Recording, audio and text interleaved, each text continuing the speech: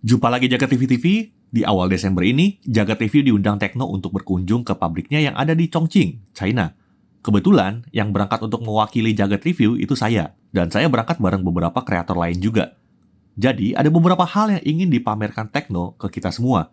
Pertama, Tekno menjelaskan teknologi kamera masa depan mereka, dan ini sesuai judul event kali ini juga ya, yaitu Tekno Future Lens.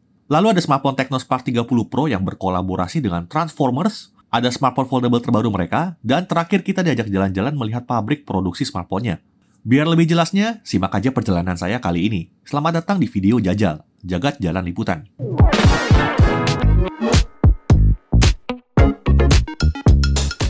Selama di Chongqing, kami dipinjamkan smartphone Tekno Camon 30 Premier untuk foto-foto selama perjalanan. Sayangnya, smartphone ini batal masuk resmi ke Indonesia tahun 2024 ini nih. Padahal ini smartphone mid-range dengan setup hardware kamera idaman saya nih.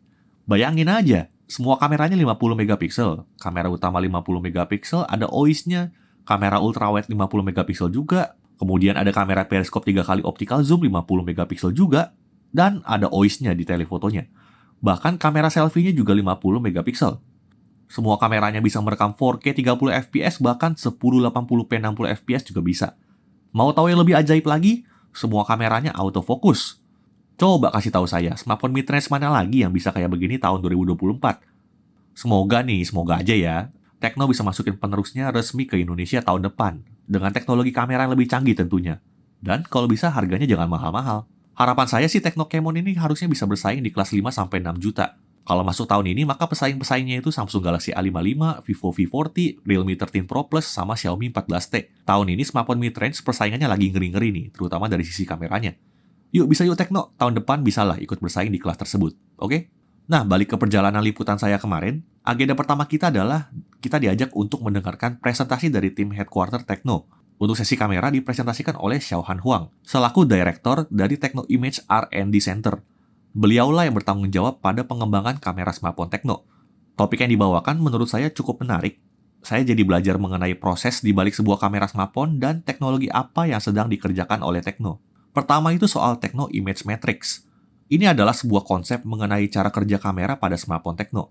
Cara bacanya dari bawah ke atas ya.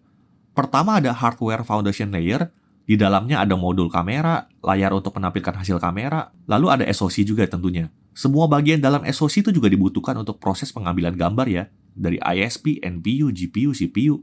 Jadi meskipun ISP yang bertugas mengerjakan kamera, bukan berarti bagian lainnya diem aja ya. Lalu komponen hardware berikutnya tentu saja sensor kamera itu sendiri. Beberapa produsen biasanya ngasih tahu sih, sensor kamera apa yang digunakan, terutama kamera utamanya.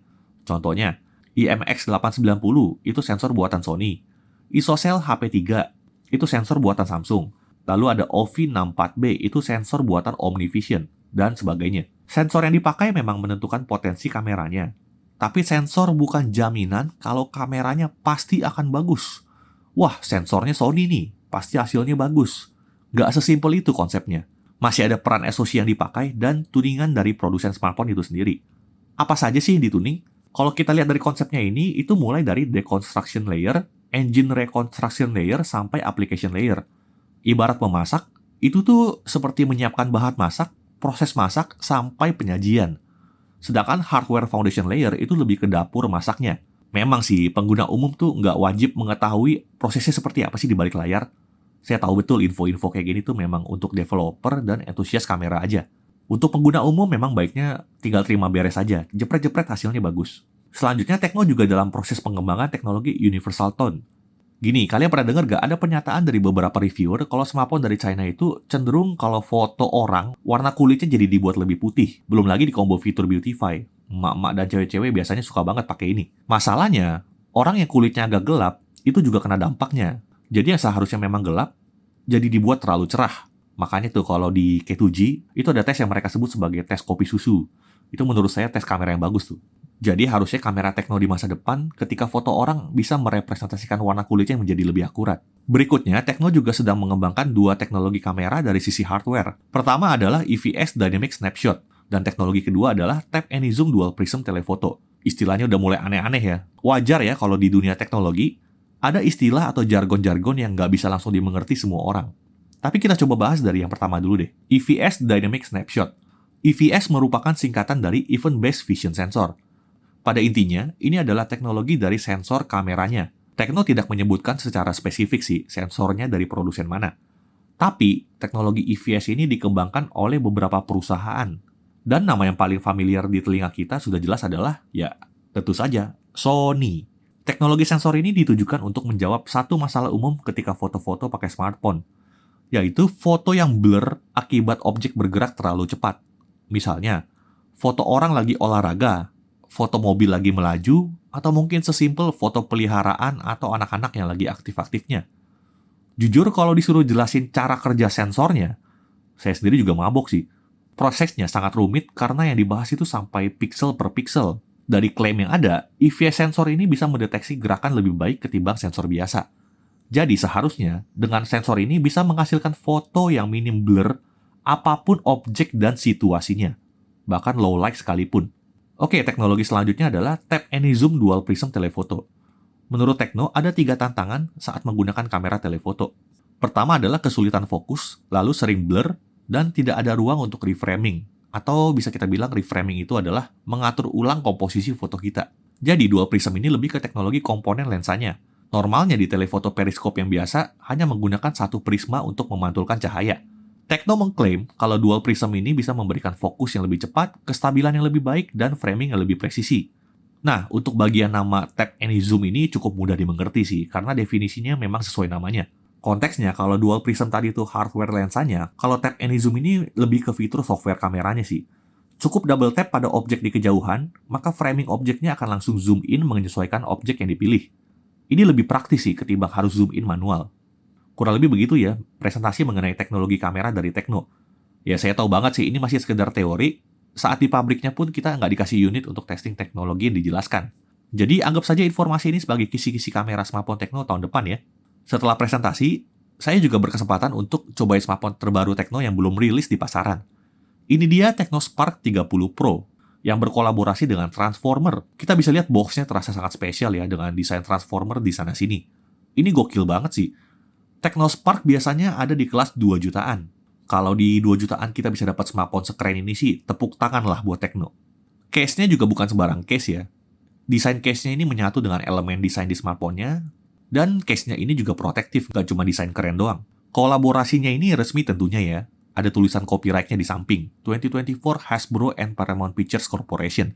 Dari sisi tampilan, kolaborasinya ini bisa kita rasakan di berbagai tempat. Misalnya, di bagian wallpaper, ini sih sudah pasti ya. Lalu icon pack-nya juga ada desain transformernya. Lalu ringtone-nya juga ada yang spesial nih. Lumayan lah ya. Apakah akan masuk Indonesia? Ya, kalian serbu aja sosial medianya Tekno ya. Minta masukin secepatnya ke Indonesia. Lalu saya juga sempat hands-on Tekno Phantom Flip dan Tekno Phantom Fold versi terbaru. Desainnya keren dan kokoh, untuk spesifikasi internalnya masih terhitung mirip dengan versi sebelumnya. Saat hands-on smartphone ini cuma bisa sebentar sih sayangnya. Jadi saya nggak sempat banyak ngulik juga. Kalian sendiri tertarik gak sih sama foldable-nya Tekno? Coba komen di bawah ya. Nah, agenda berikutnya adalah kunjungan pabrik. Jadi kita dikasih lihat proses pembuatan smartphone Tekno Spark 30 dari rancangan PCB, perakitan, testing, sampai ke packagingnya. Kunjungan pabrik begini mungkin kalian sudah sering lihat ya. Tapi yang menarik perhatian saya ada di laboratorium pengujian durabilitasnya. Jadi yang satu ini adalah lab IP rating mereka. Ada dust proof test yang merupakan lab test IP5X dan IP6X. Jadi di dalam kotak-kotak ini isinya debu semua guys. Mesinnya ini bertugas untuk menyemburkan debu ke smartphone-nya. Ada juga lab test IPX5 dan IPX6 untuk uji ketahanan air. 5 dan 6 ini level ketahanannya adalah untuk semprotan air, belum untuk ditenggelamkan. Jadi buat kalian yang penasaran seperti apa sih pabrik smartphone menguji IP rating? Kurang lebih ya kayak begini. Lalu ada salt spray test. Pengujian ini dilakukan untuk ketahanan terhadap korosi.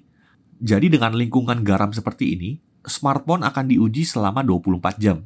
Dan mereka harus menjamin smartphone mereka bisa lolos pengujian ini. Dan masih banyak lagi hal seru selama kunjungan ini, tapi tentunya saya nggak bisa ceritain semua. Kalau nggak videonya bakal kepanjangan. Oke, sekian dulu perjalanan liputan saya ke Chongqing. Semoga Tekno makin maju di Indonesia dan bisa membawa produk-produk canggihnya ke Indonesia.